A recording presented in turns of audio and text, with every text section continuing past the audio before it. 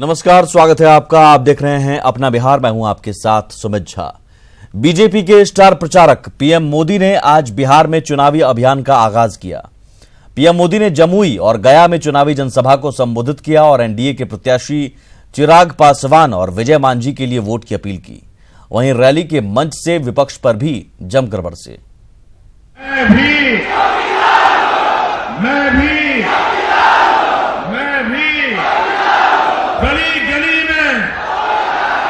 गली गली में चौकीदार, गली गली में चौके चौके पर, गांव गांव में, शहर शहर में, बच्चा बच्चा, हर बुजुर्ग, माता बहनें।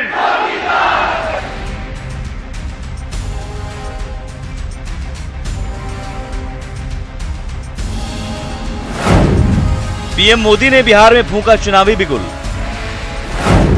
जमुई और गया के चुनावी सभा में हुंकार। एनडीए प्रत्याशियों के लिए मांगे वोट।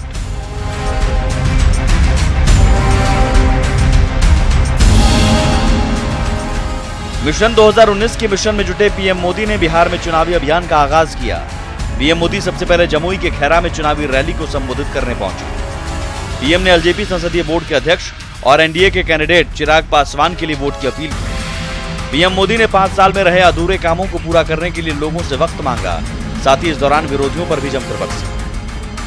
बिहार के दिग्गज नेताओं ने आपके चौकीदार को और मजबूत किया है। भाइयों और बहनों, चौकीदार के लिए स्वहित से ऊपर जनहित होता। जो बात यहां गांव के लोगों को समझ आ रही है, पढ़े लिखे हो अनपढ़ को उनको समझ आती है, ये बात कांग्रेस को, आरजेडी को, इनके सभी महामिलावटी नेताओं को समझ नहीं आ रही है। भारत के इतिहास में पहली बार आतंकियों के घर में घुसकर उनको सबक सिखाने का काम हमारे जवानों ने किया। आज पूरी दुनिया आतंक पर हमारे प्रहार की चर्चा कर रही है।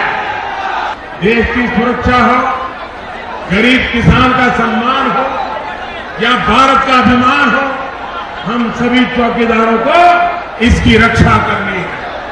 मैंने कभी दावा नहीं किया कि मैंने सारे काम पूरे कर लिए। वो 70 साल के बाद भी दावा नहीं कर सकते, तो मैं 5 साल में कैसे कर सकता?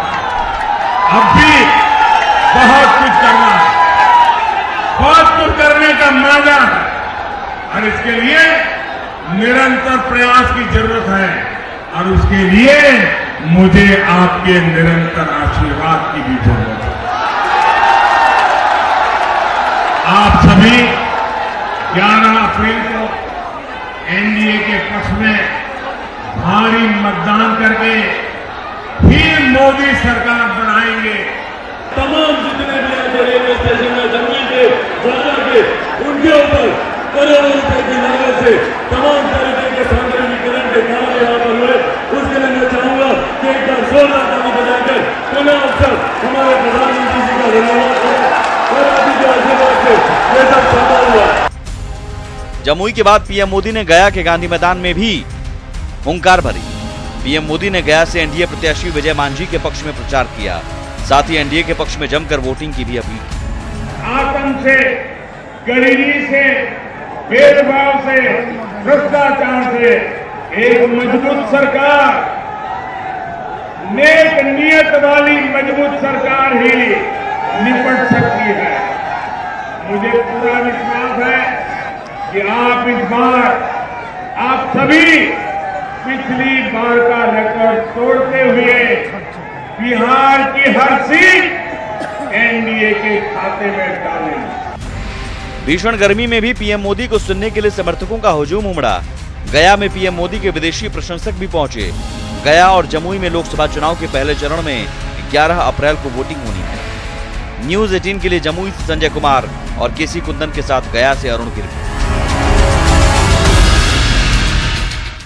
गया में प्रधानमंत्री नरेंद्र मोदी की चुनावी सभा में उनके साथ मुख्यमंत्री Nitish Kumar, deputy CM Sushil Modi, LJP supremo Ramvilas Paswan समेत एनडीए के दिग्गजों ने एनडीए उम्मीदवार को जिताने की अपील की। स्तर पर तो एक नहीं अनेक काम हो रहा, हर प्रकार का विकास का काम हो रहा, आतंकवाद के खिलाफ संघर्ष भी हो रहा, यह सब कुछ हो रहा। और जो कुछ भी आपने बिहार के लिए किया है, मैं इसके लिए आपको हृदय से धन्यवाद देता हूं। मैं आपको बताना चाहता हूं कि बिहार के प्रगति में केंद्र का जो सहयोग हुआ है, ज्यादा बोलने का वक्त नहीं है, लेकिन सिर्फ एक क्षेत्र में, बिहार में सड़क निर्माण के क्षेत्र में 50,000 करोड़ रुपए की सहायता केंद्र सरकार की प्राप्त हुई है माननीय मोदी जी के नेतृत्व में। ये आपको तय करना है मेरे मित्रों, आपको तय करना है कि मुंबई हमले के बाद आतंकवाद का विलाप करने वाला भारत चाहिए या उरी पुलवामा के बाद आतंकियों के घर में घुसकर मारने वाला नरेंद्र मोदी जैसा प्रधानमंत्री चाहिए। बिहार में 100 में 100% जो दलित वर्ग के लोग हैं वो चौकीदार है, 95% पासवान है जो चौकीदार है। मैं पूछना चाहता हूं राहुल गांधी से। और इस वक्त एक बड़ी खबर आ रही है, तेज प्रताप यादव को धमकी मिली है। मोबाइल फोन पर तेज प्रताप और उनके पीए को धमकी दी गई है। दोनों को जान से मारने की धमकी मिली है। तेज प्रताप ने सचिवालय थाने में आवेदन भी दिया है इस बाबत। मोबाइल नंबर 8292809517 ये नंबर है जिससे धमकी भरा कॉल आया है। तेज प्रताप के पीए के मोबाइल पर यह धमकी भरा कॉल आया और धमकी देने वाले ने खुद को गोह का छात्र आरजेडी अध्यक्ष बताया है। अमित सिंह हमारे साथ जुड़े हुए हैं। अमित, क्या अब बात इस कदर बिगड़ चुकी है या फिर हम ये माने कि परिवार के झगड़े का फायदा कोई तीसरा उठाने की कोशिश में है, और तेज प्रताप क्या कह रहे हैं इस पर? देखिए सुमित, खुद तेज प्रताप यादव ने न्यूज 18 को फोन पर जानकारी दी इस बात की कि उनके पीए हैं सृजन, उनके मोबाइल पर किसी शख्स ने जो खुद को छात्र राजद अध्यक्ष गोह का बताया था, उसने गाली गलौज के अंदाज में गोली से मारने की धमकी दी। पहले सृजन जो उनके पीए हैं तेज प्रताप यादव के, उनको धमकी दी गई। उसके बाद जब तेज प्रताप यादव का नाम लिया गया तो उनको भी गाली गलौज करके गोली मारने की धमकी दी गई। इसके बाद ये सुबह में पहले फोन आया, उसके बाद लगातार 3 कॉल आए। जो नंबर जिस नंबर से फोन आया सुमित, वो 829288809517 से कॉल आया। 4 कॉल आए हैं। उसके बाद इसकी जानकारी शाम में तेज प्रताप यादव ने सचिवालय थाना जो उनके थाना अंतर्गत आता है उसमें उन्होंने एक आवेदन दिया अपने लेटर हेड पे, और उस आवेदन पे लिखा गया है कि जो उनके जो पीए हैं उनके मोबाइल पर धमकी भरे कॉल आए हैं और लगातार कॉल आ रहे हैं और जान से मारने की धमकी दी जा रही है। अब ये समझिए कि किस तरीके से राजनीतिक तौर पर तेज प्रताप यादव जिस तरीके से, चाहे वो परिवार हो या फिर पार्टी में एक घमासान मचा हुआ है तेज प्रताप को लेकर, ऐसे समय में एक धमकी भरा फोन तेज प्रताप यादव बताते हैं। हालांकि उन्होंने मीडिया से सीधे तौर पे बातचीत नहीं की, लेकिन उन्होंने जानकारी दी। उसमें कहा कि बहुत लोग उनके दुश्मन हो गए हैं जब से उन्होंने मोर्चे का ऐलान किया है। तो ऐसी परिस्थिति में जब पुलिस के अधिकारी हैं उनसे भी बातचीत हमने की, उन्होंने कहा कि पूरे मामले की छानबीन की जा रही है और देखा जा रहा है कि आखिर इस नंबर से वो कौन सा शख्स है इसके बारे में वो शिकायत कर रहे हैं। तो पूरे मामले की जांच करने की बात कर रही है पुलिस। लेकिन तेज प्रताप यादव आशंका जता रहे हैं कि बहुत सारे लोग जो है उनके दुश्मन हैं, ऐसी परिस्थिति में उनको जान का खतरा है और इसलिए उन्होंने आवेदन पुलिस को दिया है। पुलिस से इस बात की जानकारी लेनी चाहिए कि जो लोग उनके जान के पीछे पड़े हैं आखिर कौन लोग हैं, ये पुलिस को खोजना है। नहीं, ये छात्र आरजेडी के संरक्षक थे और उसी छात्र आरजेडी का एक गोह का अध्यक्ष इन्हें कॉल करता है और जान से मारने की धमकी देता है। बिल्कुल, सबसे बड़ी बात यह है कि आखिर जो संरक्षक पद है उससे वो इस्तीफा भी देते हैं। काफी नाराजगी के बाद जब तेजस्वी यादव इनके 2 लोग जो इनको 2 उम्मीदवारों की घोषणा की बात जैसे ही करते हैं, उसके बाद तेजस्वी यादव इनके बीच में तनातनी होती है। उसके बाद संरक्षक पद से इस्तीफा देते हैं तेजस्वी यादव, तेज प्रताप। क्या तेज प्रताप ने ये बताया कि क्या वो बोल रहा था, कॉल करके धमकी दे रहा था, किस बात को लेकर, क्या वजह? बिल्कुल, हमने उनसे ये भी जाना कि आखिर क्या वजह क्या थी। तो इस बात की वो पूरी जानकारी नहीं दे रहे हैं। वो इतना जरूर कह रहे हैं कि जो गो का अध्यक्ष है, इसके अलावा और कई जगहों से ऐसी खबरें मिल रही हैं कि वो मेरे खिलाफ जा रहे हैं, मेरे फैसले के खिलाफ जा रहे हैं, या फिर कुछ लोग जो है जिन पर वो इशारा कर रहे हैं बार बार तेज प्रताप यादव कि जो लोग तेजस्वी यादव के इर्द गिर्द लोग हैं, उन लोगों के इशारे पे सब कुछ किया जा रहा है। यानी कि वो एक तरफ से ये बताना चाह रहे हैं कि जिनके तरफ वो इशारा कर रहे हैं बार बार कि जो लोग परिवार से उनको दूर करने की कोशिश कर रहे हैं, दरअसल उनके प्रभाव से कुछ लोग उनके जान के पीछे पड़े हुए हैं। चलिए ठीक है, बहुत शुक्रिया। जान के पीछे पड़े हुए हैं तो फिर किन वजहों से पड़े हुए हैं, कौन पड़ा हुआ है? क्या गोह का छात्र आरजेडी अध्यक्ष तेज प्रताप की जान ले लेगा? और अगर ऐसा है तो फिर किन वजहों से? इस बात की भी जांच होनी चाहिए, पुलिस जांच करेगी। लेकिन क्या ये सब कुछ परिवार में तकरार को लेकर हो रहा है? आगे बढ़ते हैं। चुनावी मौसम में सीएम नीतीश कुमार ने आरजेडी अध्यक्ष लालू प्रसाद पर जेल से सियासत करने का गंभीर आरोप लगाया है। न्यूज 18 को दिए अपने इंटरव्यू में नीतीश कुमार ने कहा कि लालू प्रसाद जेल से फोन करते हैं। सीएम नीतीश के इस आरोप का उनके बड़े बेटे तेज प्रताप यादव ने खंडन किया है। हालांकि सीएम नीतीश के इस बड़े आरोप पर आने वाले दिनों में बिहार की सियासत गर्मा सकती है, क्योंकि मौसम चुनावी है। बड़े भाई पर छोटे भाई का गंभीर आरोप। न्यूज 18 पर नीतीश कुमार का बड़ा बयान। जेल से राजनीति को कंट्रोल करते हैं लालू। जेल मैनुअल का पालन नहीं करते लालू।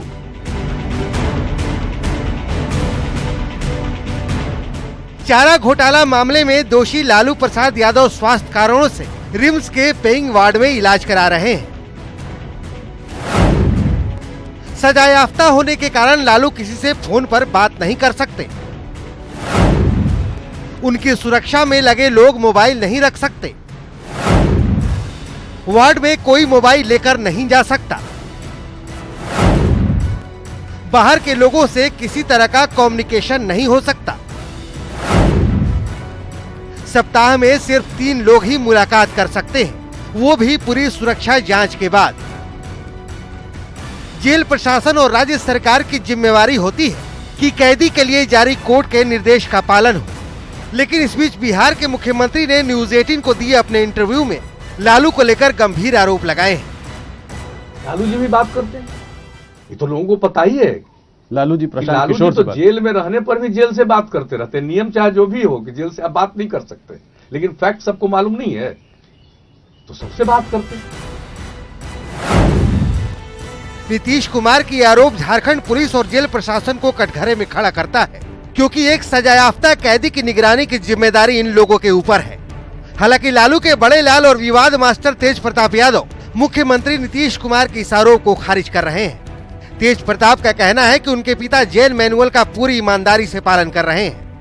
मेरी पिताजी से बातचीत हुए काफी लंबा अरसा हो गया, अभी तक मेरे पिताजी से बातचीत नहीं हुई है। और जो इस तरीके का नीतीश कुमार जो आरोप लगा रहे हैं, मैं इस आरोप का मैं खंडन करने का काम करता हूं। मौसम चुनावी है। लालू का परिवार और उनकी पार्टी मुश्किल दौर से गुजर रही है। इस वक्त में लालू के ऊपर जेल से पार्टी को नियंत्रित करने का आरोप मुश्किलें खड़ा कर सकता है। हालांकि इसके लिए सबूत होना भी जरूरी है। यही कारण है कि लालू के सहयोगी सीएम नीतीश कुमार से सबूत की मांग कर रहे हैं। नीतीश कुमार जी को पता कैसे कि जेल में वो फोन का इस्तेमाल करते हैं? जेल मैनुअल में पता है कि फोन किसी को सुविधा मिलता नहीं है। इससे स्पष्ट है कि नीतीश कुमार जी लालू प्रसाद यादव जी को जेल में भी चैन का नींद नहीं सोना देना चाहते। राजनीति में आरोप प्रत्यारोप लगते रहते हैं। जब मौसम चुनावी हो तो उसकी फ्रीक्वेंसी भी बढ़ जाती है। लेकिन लालू पर मुख्यमंत्री नीतीश कुमार ने जो आरोप लगाए हैं वो बेहद गंभीर है। अब देखने वाली बात ये होगी कि झारखंड सरकार इसे कितनी गंभीरता से लेती है। न्यूज 18 के लिए पटना से साकेत कुमार के साथ अमित कुमार सिंह की रिपोर्ट।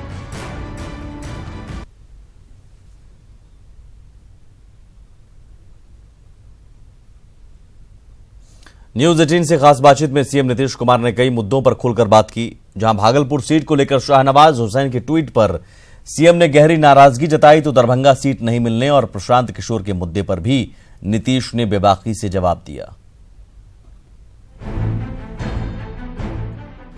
मुख्यमंत्री नीतीश कुमार ने पिछले 4 साल में पहली बार टीवी इंटरव्यू दिया तो न्यूज 18 नेटवर्क को दिया। सीएम नीतीश ने बड़ी बेबाकी से नेटवर्क 18 के editor in chief Rahul Joshi के सवालों का जवाब दिया। बात भागलपुर सीट की हुई तो सीएम की नाराजगी उभर कर सामने आ गई और उन्होंने बीजेपी से इस मुद्दे पर स्थिति साफ करने की मांग भी की। शाहनवाज के ट्वीट पर नीतीश कुमार ने जैसे ही नाराजगी जाहिर की, उनके पार्टी प्रवक्ताओं ने भी उसी सुर में बोलना शुरू कर दिया है। जिस पार्टी में उस पार्टी के इंटरनल चीजों से भी अवगत नहीं है। हम आप भागलपुर से भाई कैंडिडेट थे, आप लड़ते, बीजेपी को लेना चाहिए था। हम कहां कहे थे कि हमको भागलपुर ही दीजिए, हमने तो कुछ कहा नहीं। नीतीश जी कहीं ना कहीं, लेकिन इस तरह का बयान ठीक नहीं, इस तरह का बयान ठीक नहीं। और मैं चाहता हूं कि इसको बीजेपी को भी एक्सप्लेन करना चाहिए और उस व्यक्ति को इस तरह का बयान नहीं देना चाहिए। यह बयान देना उनका नुकसान पहुंचाएगा। भारतीय जनता पार्टी ने जो हमें सीटों की लिस्ट सौंपी, उसके हिसाब से गठबंधन हो गया। तो जब सीटों की लिस्ट में भारतीय जनता पार्टी की तरफ से भागलपुर का नाम दिया गया था, तो इसमें हमारी भूमिका कहां है? इधर सीएम नीतीश के बयान के बाद बिहार बीजेपी के नेता खामोश हैं और सीधे केंद्रीय नेतृत्व के पाले में गेंद डाल रहे हैं। बहुत ऊपर का विषय है, अभी बहुत संज्ञान में नहीं है। जैसा होगा वैसा फिर अभी देखिए क्या, अभी विषय का बहुत ये नहीं है, ऊपर का विषय है और सम्माननीय नेतृत्वगण का ये विषय है। इंटरव्यू में सीएम नीतीश से दरभंगा सीट के बारे में भी सवाल किया गया, जिस पर उन्होंने बेहिचक जवाब दिया। हमने अगर एक सीट के लिए इंसिस्ट किया है बिहार में, तो थी दरभंगा की सीट। मैं आपको अंदरूनी बात बताता हूं, क्या हुआ उसमें? नहीं माने, ये अलग बात है। दरभंगा से नीतीश के चहेते संजय झा को टिकट नहीं मिलने पर कांग्रेस अब तंज कस रही है और कह रही है कि नीतीश कुमार ने संजय झा का सिर्फ इस्तेमाल किया। नीतीश कुमार जी 5 साल संजय झा जी का शोषण किए, दरभंगा में खटवाए और सीट जब देने की बात आई तो आसानी से भाजपा को देके काट दिए। न्यूज 18 के एक्सक्लूसिव इंटरव्यू में सीएम नीतीश ने प्रशांत किशोर के सवाल पर भी बेबाकी से जवाब दिया और कहा कि प्रशांत किशोर को जेडीयू में किनारे नहीं किया गया है, लेकिन पीके को किसी तरह का भ्रम हो तो ये अलग बात है। प्रशांत किशोर की इज्जत है, हमारे पार्टी में भी इज्जत का भाव है, ऐसा कुछ नहीं है, लेकिन उनके मन में अगर कोई भ्रम हो तो एक अलग विषय। न्यूज 18 के एक्सक्लूसिव इंटरव्यू में नीतीश कुमार ने और भी कई मुद्दों पर खुलकर बात की है। ये पूरा इंटरव्यू आप जल्द ही देख पाएंगे।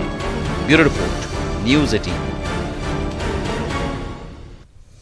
तो बिहार के मुख्यमंत्री नीतीश कुमार से नेटवर्क 18 के editor in chief Rahul Joshi की ये खास बातचीत का पूरा हिस्सा आप न्यूज 18 बिहार झारखंड पर कल शाम 7:56 पर देख सकते हैं।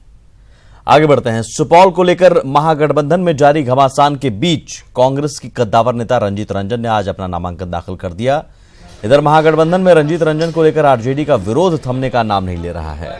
रंजीत रंजन की चुनावी सभा में भी आज आरजेडी का कोई भी नेता नहीं दिखा, जिससे घर में ही विरोध के कारण रंजीत रंजन की चुनावी नैया शुरुआती दौर में ही विरोध के कारण डगमगाती नजर आ रही है। मीडिया के द्वारा भाजपा द्वारा प्रचारित किया जाता है, आवाम महागठबंधन के साथ मजबूती के साथ जुड़ा हुआ है। कुछ लोग होते हैं जो पर्सनल रंजिश के कारण इस तरह माहौल खराब करने की कोशिश करते हैं। महागठबंधन मजबूत है। यादव का जो ड्रामा है, नाटक है, उस नाटक का पटाक्षेप हो चुका है। एक तरफ रंजिता रंजन पप्पू यादव को विजय तिलक लगाती है, दूसरे तरफ पप्पू यादव रंजिता रंजन को विजय तिलक लगा करके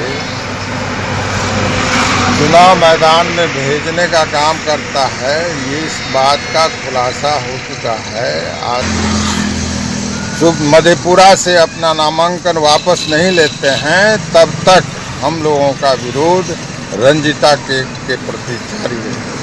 कोई अंतर नहीं है, सभी लोग यूनाइटेडली हम लोग चुनाव लड़ रहे हैं और जब नामांकन हो जाएगा सारा उज्जवल हो जाएगा। अब देखिएगा महागठबंधन एकजुट है और जनता भी मन बना चुकी है महागठबंधन को जिताने का। झूठी सरकार